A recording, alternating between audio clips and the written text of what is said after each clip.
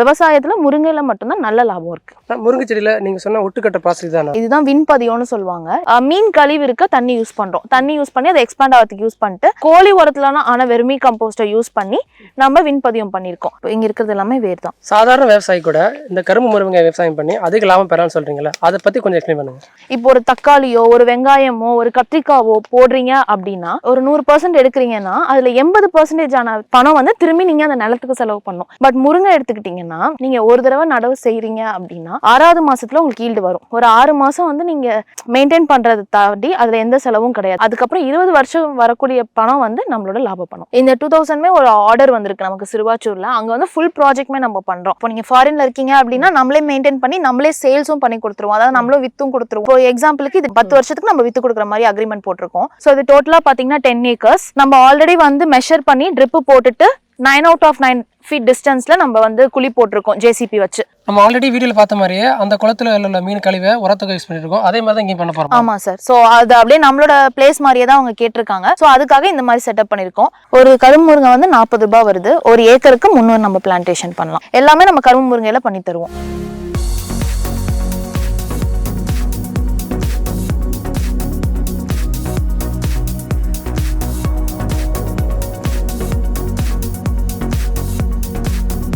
வணக்கம் மேம். வணக்கம் sir. Already நம்ம சேனல்ல கரும்பு முருங்கை விவசாயத்தை பத்தி போட்டிருந்தோம். அதோட ரெஸ்பான்ஸ் மக்கள்கிட்ட இருந்து எப்படி வந்திருக்கு?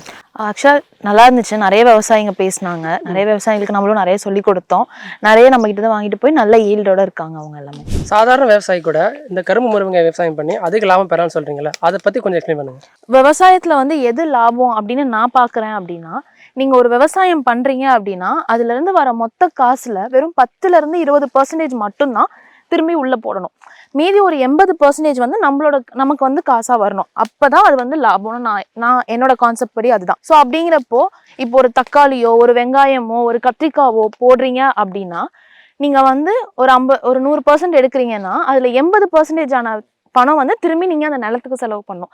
எக்ஸாம்பிளுக்கு உழவு ஓட்டுறது, பார் கட்டுறது, விதை வாங்குறது, உரம் வாங்குறதுன்னு இப்படி ஏகப்பட்ட செலவு இருக்கு. பட் முருங்கை எடுத்துக்கிட்டீங்கன்னா நீங்க ஒரு தடவை நடவு செய்றீங்க அப்படின்னா 6வது மாசத்துல உங்களுக்கு ஈல்டு வரும். அதுக்கப்புறம் அடுத்த 20 வருஷத்துக்கு அது வந்து மெயின்டெனன்ஸ் ஃப்ரீ.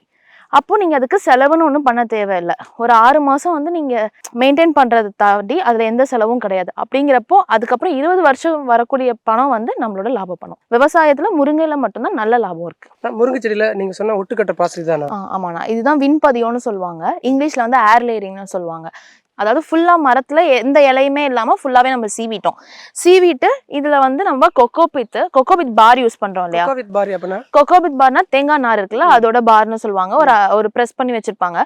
சோ அத வந்து நம்ம தண்ணி ஊத்தனோம்னா அது எக்ஸ்பேண்ட் ஆகும். அந்த தண்ணியில வந்து நம்ம என்ன யூஸ் பண்றோம்னா மீன் கழிவு இருக்க தண்ணி யூஸ் பண்றோம். தண்ணி யூஸ் பண்ணி அதை எக்ஸ்பேண்ட் ஆகிறதுக்கு யூஸ் பண்ணிட்டு இதுல வந்து வெர்மி கம்போஸ்ட், கோழி உரத்துலான ஆன வெர்மி கம்போஸ்டை யூஸ் பண்ணி நம்ம விண்பதியம் பண்ணிருக்கோம். சோ ஒன்ஸ் விண்பதியம் பண்ணதுல இருந்து 75 நாள் கழிச்சு நம்ம எடுக்கிறோம். சோ நார்மலா ஒரு 20 to 25 டேஸ்லயே எடுத்துருவாங்க. நம்ம வந்து 75 நாள் அதோட வேற வந்து நல்லா ஊடுருவ விட்டு அதுக்கப்புறம் நம்ம எடுக்கிறோம். சோ இதான் ஏர் லேயரிங் மெத்தட். இது வந்து நம்ம சீவினதுக்கு அடுத்த ஸ்டேஜ். இதுதான் ஃபர்ஸ்ட் சீவின ஸ்டேஜ். இதுல இருந்து இது அடுத்த ஸ்டேஜ். ஆமா, இப்பதான் துளிர் விட்டுருக்கு. சோ இப்பதான் வேர் வந்து வர ஆரம்பிச்சிருக்கு. சோ இதெல்லாம் பாத்தீங்கன்னா நல்லா வந்திருக்கும். மேடம் கீழ வெட்டி வச்சிருக்காங்களே, இதுதான் நம்ம ப்ராடக்ட்டா? ஆமா சார். இப்போ இதுல பாத்தீங்கன்னா நான் உங்கள்ட்ட ஆல்ரெடி சொன்னேன் ஃபுல்லா துளிர் வந்ததுக்கு அப்புறம் தான் நம்ம கட் பண்ணுவோம்னு சொல்லிட்டு. சோ இது வந்து பாத்தீங்கன்னா ஃபுல்லா துளிர் வந்திருக்கு. நான் உங்கள்ட்ட காமிச்சேன் பிளைன். இது ஃபுல்லாவே இலை வந்துருச்சு. சோ கீழ வந்து ரூட்டிங் இருக்கும். இது எத்தனை நாள் பிளான்னா 75 டேஸ்க்கான பிளான்டிங் சார். ஓகே. இப்போ இந்த எவ்வளவு கவுண்ட் இருக்குங்கனா? இங்க வந்து 100 இருக்கு. நம்மளோட இன்னைக்கு கரண்ட் ஆர்டர் பாத்தீங்கன்னா 2000. சோ இங்க வந்து பசங்களுக்கு குழப்பிடும் அப்படிங்கறதுனால இங்க 100 கட் பண்ணிட்டு போவாங்க. டோட்டலா 20 பேட்சஸ் நம்ம எடுத்து வைப்போம். சோ 20 × 100 2000. கட் பண்ணியாச்சு. இப்போ கட் பண்ணதுக்கு அப்புறம் இந்த கவர் எடுக்கிறது தான் மெயின் மேட்ரு.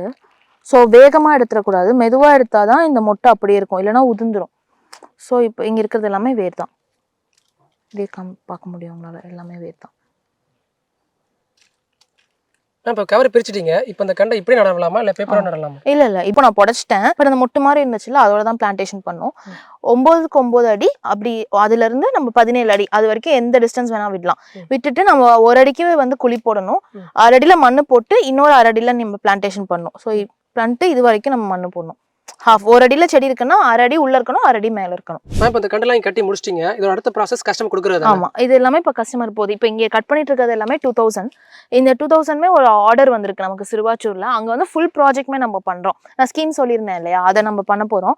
ஸோ இந்த 2000மே இப்போ அங்கே போய் இறங்க போது, அங்கே நான் உங்களுக்கு எக்ஸ்பிளைன் பண்ணுறேன் ஃபுல்லாகவே. ஸோ 2000 நம்ம அங்கே ஏற்றி விட்டுருந்தோம் இல்லையா, அது எல்லாமே இங்கே இருக்குது. இந்த ஸ்பாட் வந்து சிறுவாச்சூர் நம்ம பிளேஸ்லேருந்து ஒரு 22 கிலோமீட்டர் டிஸ்டன்ஸில் இருக்குது. ஸோ இது எல்லாமே 2000 செடி நம்ம ஏற்றி விட்டுருக்கோம். இங்கே சைட்டில் வந்து இறங்கிட்டு இருக்கு. ஸோ இப்போ என்ன பண்ண போகிறாங்கன்னா ஃபுல்லாக அடுக்கிட்டு மேலே வந்து சணல் சாக்கை ஈரப்படுத்தி மேலே போட்டு நம்ம ப்ரிசர்வ் பண்ணிடுவோம். லைக் ஸ்டோர் பண்ணி வச்சிருவோம். 2 டேஸ்க்கு அப்புறம் பிளான்டேஷன் இங்கே நடக்கும். ஸோ இது டோட்டலாக பார்த்தீங்கன்னா 10 acres. நம்ம ஆல்ரெடி வந்து மெஷர் பண்ணி ட்ரிப்பு போட்டுட்டு 9 out of 9 feet டிஸ்டன்ஸில் நம்ம வந்து குழி போட்டிருக்கோம் ஜேசிபி வச்சு. ஸோ இதெல்லாமே இப்போ இன்னைக்கு ஃபுல்லாக செக்கிங் நடந்து லேட்டர்லாம் கனெக்ட் பண்ணி நம்ம தண்ணி வருதான்னு செக் பண்ணிட்டு இருக்கோம். ஸோ நாளைக்கு நைட்டு இங்கே ஃபுல்லாகவே உங்களுக்கு வந்து தண்ணி பாயும். சண்டே மார்னிங் பிளான்டேஷன் ஆரம்பிச்சிருவோம். இப்போ இந்த சைட்டில் மேக்ஸிமம் எத்தனை கன்று வரைக்கும் நடலாம்? ஸோ நம்ம கணக்குப்படி பார்த்தீங்கன்னா ஒரு ஏக்கருக்கு வந்து 12 out of 12 அல்லது 9 out of 9 feet விட்டுருக்கோம் அப்படின்னா நம்ம வந்து 300லேருந்து 305 வரைக்கும் எக்ஸ்பெக்ட் பண்ணலாம். நடுவில் மரம்லாம் விட்டுருக்கனால கொஞ்சம் கூட குறைச்சி இருக்கும். மேம் இப்போதைக்கு இந்த கரும்பு முருங்கை பற்றி விலையை பற்றி சொல்லுங்கள். ஒரு கரும்பு முருங்கை வந்து 40 ரூபாய் வருது. ஒரு ஏக்கருக்கு 300 நம்ம பிளான்டேஷன் பண்ணலாம். இப்போ கஸ்டமர் சைட்டுக்கு வந்திருக்கோம், உங்கள் இடமும் கொடுத்துட்டாங்க, கண்டும் இறக்கிட்டோம். இப்போ அடுத்து என்ன பண்ண போகிறீங்க? ஸோ இதெல்லாமே ஃபுல்லாக வந்து வேறு மாதிரி கொடுத்தாங்க. நம்ம இப்போ என்ன பண்ணியிருக்கோம்னா ஃபுல்லாக இங்கே இருக்க மரத்தெல்லாம் க்ளீன் பண்ணிவிட்டு வெட்டிட்டு எதுவும் ஆகாது நமக்கு தெரியும் இல்லையா, ஃபுல்லாக க்ளீன் பண்ணிவிட்டு ஃபுல்லாக உழவு ஓட்டியிருக்கோம். உழவு ஓட்டிட்டு ஜேசிபி வச்சு குழி போட்டுட்டு லேட்ரல் இழுத்துருக்கோம். ஸோ இதுதான் இதுக்கு முன்னாடி வரைக்கும் பண்ணது. ஸோ இதெல்லாமே பிளான்டேஷன் பண்ணுறதுக்கு ரெடி பண்ணிட்டோம். இப்போ பிளான்ட் வந்து இறங்கிடுச்சு. ஸோ இதுக்கப்புறம் பிளான்டேஷன் நடக்கும். ஸோ இங்கே கொலாம் செட்டப் நம்ம ஆல்ரெடி தோண்டியிருக்கோம். இங்கே வந்து ஷீட் ஃபுல்லாக போட்டுட்டு ராலா இல்லை மீனா நம்ம இன்னும் முடிவு பண்ணல, அது கஸ்டமர்கிட்ட கேட்டு நம்ம முடிவு பண்ணிட்டு எதை விட்டாலுமே அதோட தண்ணி வந்து நம்ம இதுக்கு யூஸ் பண்ணிப்போம். ஸோ அதோட கழிவு நீரை வந்து நம்மளோட முருங்கை 10 ஏக்கர் இங்கே பிளான்டேஷன் பண்ண போகிறோம் இல்லையா, அதுக்கு நம்ம யூஸ் பண்ணிக்க போகிறோம். நம்ம ஆல்ரெடி வீடியோவில் பார்த்த மாதிரியே அந்த குளத்துல உள்ள மீன் கழிவை உரத்துக்கு யூஸ் பண்ணியிருக்கோம். அதே மாதிரி தான் இங்கே பண்ண போகிறோம். ஆமாம் சார். ஸோ அது அப்படியே நம்மளோட பிளேஸ் மாதிரியே தான் அவங்க கேட்டிருக்காங்க. ஸோ அதுக்காக இந்த மாதிரி செட்டப் பண்ணியிருக்கோம்.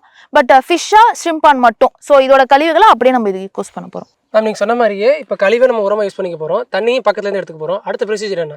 ஸோ நம்ம தண்ணி பிளான்டேஷன் பண்ணதுலேருந்து 2 நாளைக்கு ஒரு தடவை வந்து கண்டினியூஸாக நம்ம தண்ணி பாய்ச்ச போகிறோம். தண்ணி பாய்ச்சினதுக்கப்புறம் ஆஃப்டர் 6 months வந்து நமக்கு ஈல்டு கிடச்சிரும். இதுக்கு நடுவில் நமக்கு எந்த வேலையுமே கிடையாது, ஒரு வேலையை தவிர. என்ன பண்ண போகிறோம்னா உரம் வைக்கிறோம். மற்ற செடி மாதிரி டெய்லி உரமோ இல்லை வாரத்துக்கு ஒரு தடவை அந்த மாதிரி உரம் கிடையாது. வச்சதுலேருந்து 3வது மாதம் உரம் கோழி உரத்துலான வெர்மி கம்போஸ்ட் நம்ம போட போகிறோம். ஒரு மரத்துக்கு 5 கிலோ போட்டுட்டு நம்ம வந்து அடுத்த 3 மாசத்துல நமக்கு ஈல்டு வர ஸ்டார்ட் ஆகிடும். ஸோ அதுக்கப்புறம் 8 மாதம் கழிச்சு தான் நம்ம உரம் வைக்க போகிறோம். ஸோ வந்து உங்களுக்கு உர செலவும் இதில் கிடையாது. ஆஃப்டர் 6 months ஈல்டு வந்தோடனே நம்ம வாரம் நம்ம வந்து ஈல்டு எடுத்துட்டு நம்ம சேல் பண்ண போகிறோம். ஸோ இந்த பிளேஸ் வந்து நம்ம ப்ராஜெக்ட் அப்படிங்கிறதுனால நம்மளே வந்து மெயின்டெனன்ஸும் பண்ணி நம்மளே மார்க்கெட்டிங்கும் பண்ணிடுவோம்.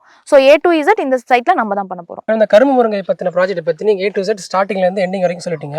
இதோட நம்ம ப்ராசஸ் முடிஞ்சா இல்லை இதுக்கப்புறம் இன்னும் இருக்கா? ஸோ நான் சொல்லியிருந்தேன் சார் ஸ்கீம். இப்போ நீங்கள் ஃபாரின்ல இருக்கீங்க அப்படின்னா நம்மளே மெயின்டைன் பண்ணி நம்மளே சேல்ஸும் பண்ணி கொடுத்துருவோம். அதாவது நம்மளும் வித்தும் கொடுத்துருவோம் அப்படின்னு நம்ம சொல்லியிருந்தோம் இல்லையா. ஸோ இந்த சைட் எக்ஸாக்டா அதே மாதிரி தான். இந்த கிளைண்ட் வந்து துபாயில் இருக்காங்க. ஸோ நம்ம இதை வந்து மெயின்டைன் பண்ணி நம்மளே மார்க்கெட்டிங் பண்ண போகிறோம், நம்மளே விற்க போகிறோம் சார்.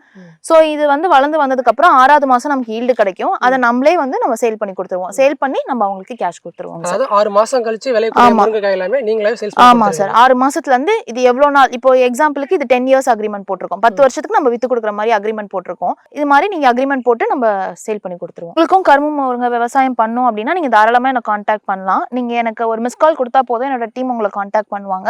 ஃபுல்லாக உங்களுக்கு கைட் பண்ணிடுவோம் A to Z. இல்லை உங்களால் பண்ண முடியல, நீங்கள் மெயின்டைன் பண்ணி மார்க்கெட்டிங்கும் பண்ணி தரணும்னா அதுக்கும் நீங்கள் எனக்கு கான்டாக்ட் பண்ணலாம். இல்லை நான் ஃபுல்லாக மெயின்டைன் பண்ணிடுவேன், எனக்கு காயை வந்து வித்து மட்டும் தரணும் அப்படின்னாலும் நீங்கள் எனக்கு கான்டாக்ட் பண்ணலாம்.